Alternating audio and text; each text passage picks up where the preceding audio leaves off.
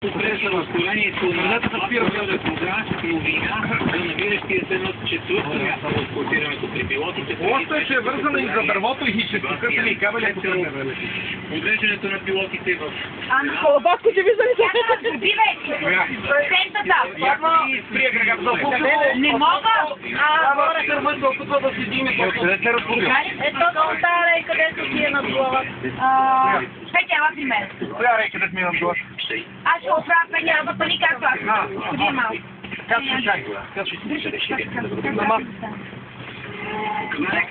Е, тук при мен е най-големото напрежение, където да спираме вятър. Общо взето тук трябва да се стропочина да Аз съм тук. Да стани на пердето, за да не влиза вятър. Стартирането от чиста страна писа е изключително важно. Това да го държа ли горе? Не.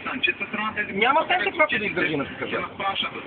Когато да издържи? Сигурен съм обаче, че това, което гледах... Смисъл, без помощ. Хора, първия звън, то по-нямаше пред първия звън.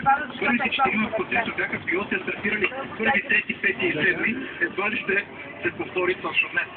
Воено бе, без паника. Бе, как няма да издържи? Спокойно би трябва една да издуха. Вали. Няма да чувате да полети. много е скрачена. Причастни номера на стартовата решетка и действително в миналото винаги пилотите на първа среща. При мен е една пора. Минар! Които се намираха вътрешната част